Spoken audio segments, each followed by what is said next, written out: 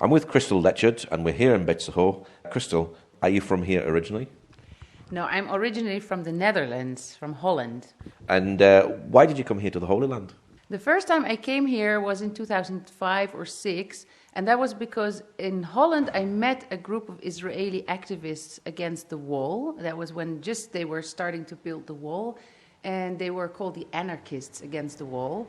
And they inspired me to come here, and I spent 2 weeks, and I spent them all in Tel Aviv, Jerusalem, Nazareth, Haifa, all the Israeli places. And after I returned to Holland, I said, I'm so interested to know more about the Palestinian side of the story, but I haven't been there. So how do I go back? And I found on the internet the Young Men Christian Association, the YMCA. They were doing a program of olive picking, where you come in October, you help with the olive harvest, and in the meantime, you also learn about the situation for Palestinians who are living under a military occupation. And I said, okay, this is what I want to do. So I came back, did that program, completely fell in love with the place, the people, their hospitality, the interesting history, the sites. And I decided that instead of staying for 3 weeks, I was going to stay until the end of my visa. So I stayed 3 months. And then I volunteered with an organization that helped in planting olive trees. And that's how I came here. And then at some point in that coming and going, I met my husband. So you liked it so much, you actually married a Palestinian? Yeah, I never in my life thought that I will live abroad, that I will marry somebody outside from my own country. I was always the kind of girl that was a bit afraid of traveling. I remember we used to go to church and they used to speak about missionary work. And I was always thinking, oh God, I hope you don't have this plan for me because I don't want to live abroad.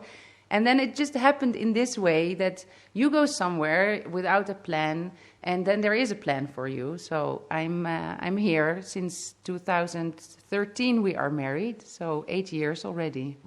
It must have been a big change coming from Holland and living here in a country that's actually full of conflict.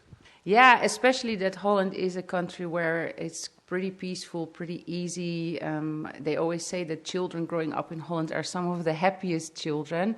So that was a big difference. I remember the first year when I lived here, I had a lot of nightmares. And I used to dream a lot about soldiers and about guns and about shootings. But then at some point I realized that you can find home and peace everywhere if you find the right people to be with and if you find peace within yourself. So now at this moment I struggle sometimes more with the fact that I don't have my bike here and I don't have some of the same lifestyle, but you also get used to conflict. I don't know how to explain that, but you incorporate it and you know what you can expect. Yeah. Is it difficult bringing up children in an area of conflict, trying to keep them away from the negativity and the indoctrinational side? Yeah, it is. My children are 5 and 7 years old, and they have been starting to ask questions since they were about 3 years old, especially because we live on the Israeli side of the wall, but we have a bar and a cafe in Bethlehem, and that is on the other side of the wall. So we have to cross checkpoints every day, also to school, because their school is also on the Palestinian side. And they ask, when we come to the checkpoint, the Israeli soldiers, they will stop cars in front of us with Palestinians in it, who are the ones that are allowed to cross. Those are the ones that live in Jerusalem. They can cross the checkpoint, but they don't stop our car because the soldiers looking at us, they think, oh, they're white people, they must be Israeli settlers living in the West Bank. So they ask me this, like, why are they stopping that car and why they are not stopping our car? So I've had to tell them what's going on here, but in a simplified way. So, I made up a story about a king who wanted to have a country for his own people, and the people who already lived there, he didn't want them in his country, so he was trying to move them out. And this is how I build every time when there's more questions, I build on that story.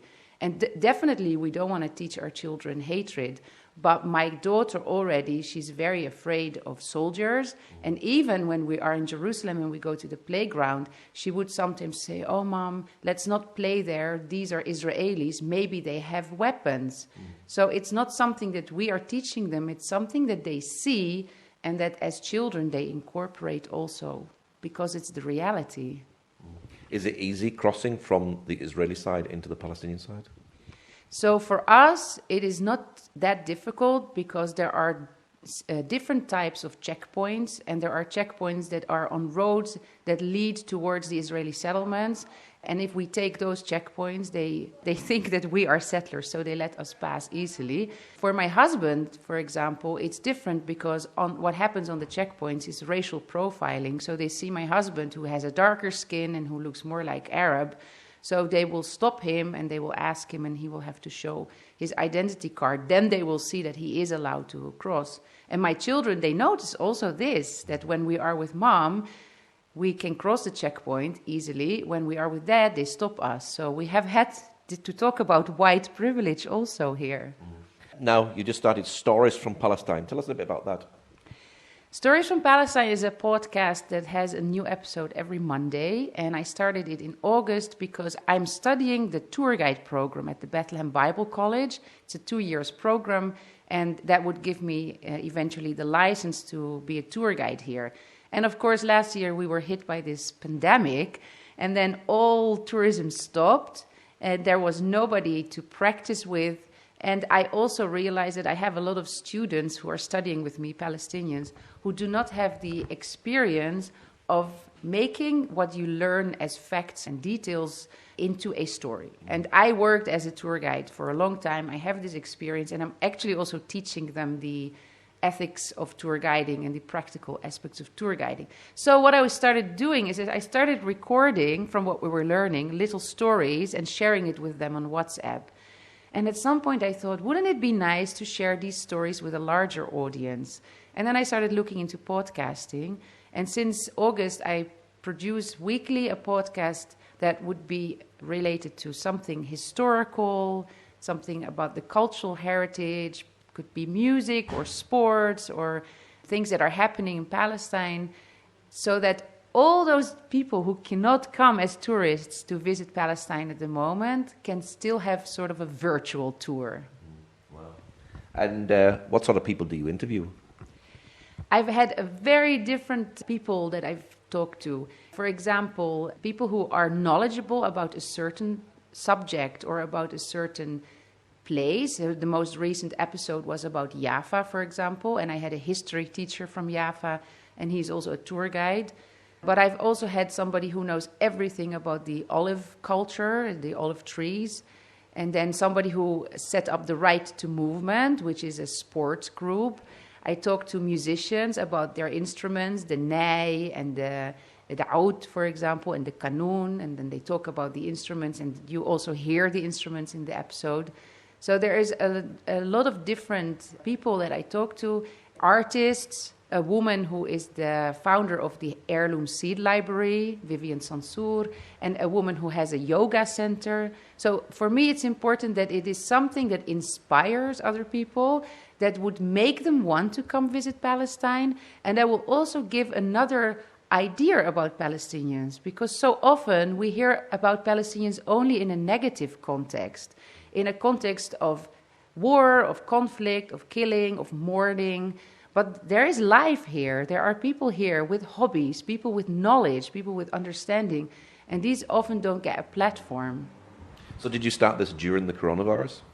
I started it because of the situation with the coronavirus, because there was no tourism and there was nobody to receive, and we were with all this time in our hands. So yeah, last summer.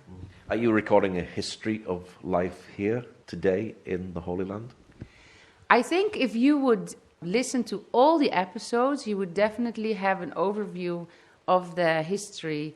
But we're basically sometimes tuning into the Stone Age, going back to the time when people started living here in caves, which is, by the way, one of my obsessions about Palestine, is how every story, and especially when we also think about biblical stories, are related to caves. Because you have to imagine, the first people who came and lived here, they found ready-made homes in these limestone caves. So the story of the birth of Jesus in a cave, the house of Mary in Nazareth in a cave. Jesus was buried in a cave, and the Holy Sepulchre is built on the cave. And so I have tons of stories that are related on to caves. And this is from 2, 3, 4,000 years ago until today, how people live today. Wow. Have you interviewed some amazing people? Yeah, actually, I feel that everybody that I interview is amazing or has an amazing story. I think the most famous person I managed to interview was a Palestinian American comedian. His name is Amr Zaher, and a lot of people tune into him because he's really funny, and in the same time he has something important to say.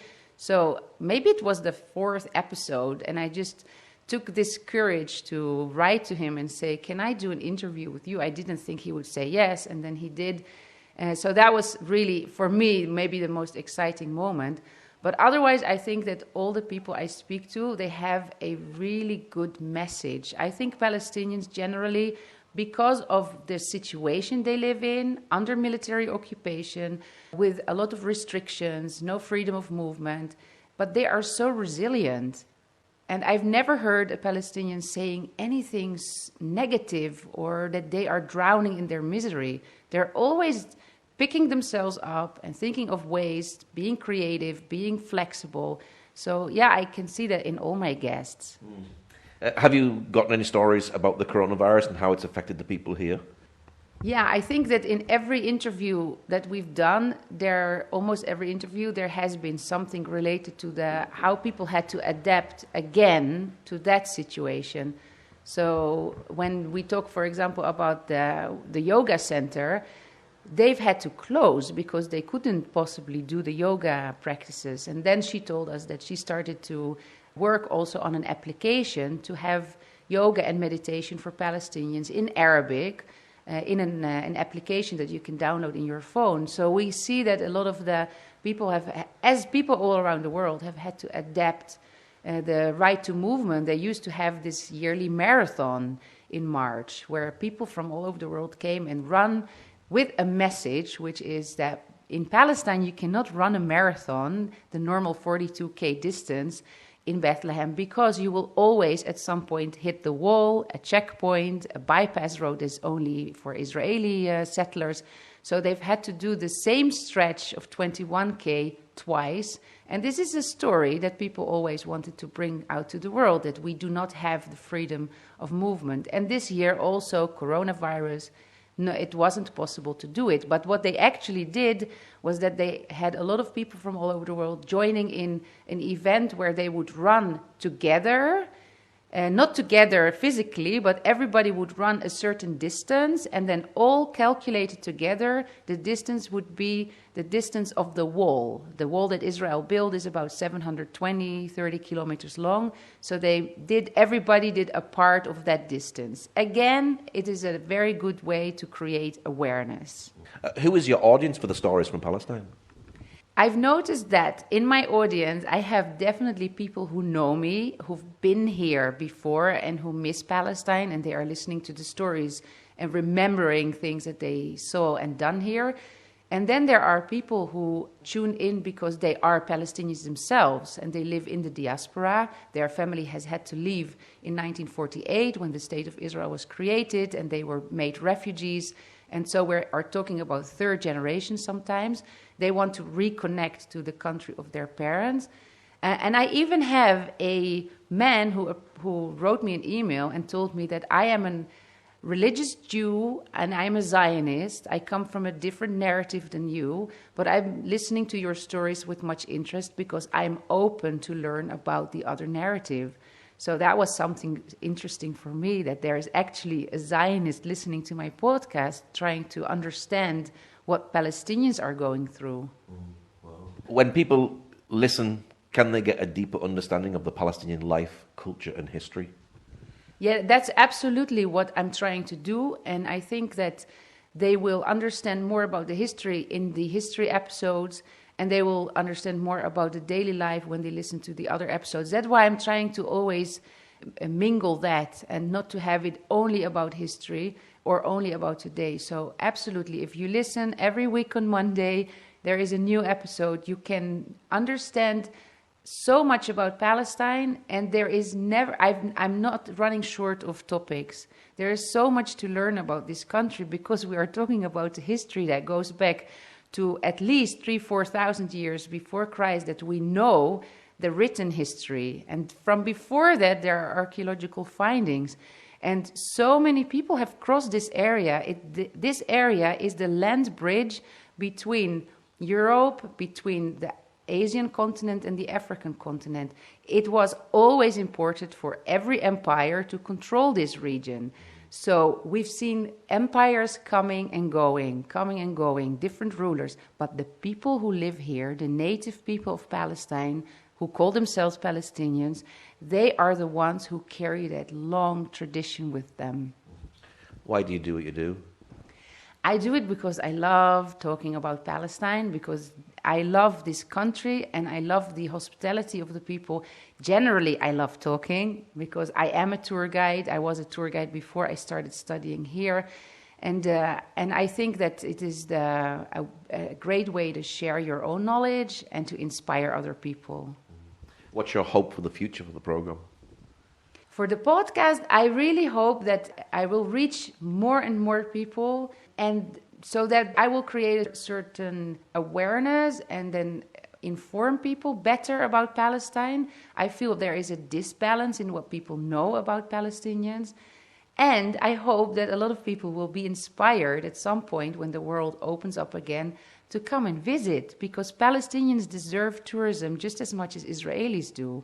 And what happens now often is people visit and they pay their money to the Israeli tour operators. They stay on the Israeli side, they sleep in Israeli hotels, while Palestinians, they have hotels and they have very good tour guides and they have a lot of things to offer. So I want people to feel comfortable to come, and I want them to come and stay for a few days.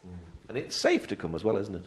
It's very safe. I think the only people who are not safe here are the people who are under the occupation, who are the Palestinians. But for a foreign person, there is nothing to worry about. What's your website address for people who'd like to listen to your podcast? So the podcast is available on almost all podcast players. You just go to the iTunes, the Apple Podcast, Google Podcast, or Spotify, and you go to Stories from Palestine, and you find it. But the website is storiesfrompalestine.info. Okay, Kristel, thank you very much. Yeah, thank you. Thank you for taking the time.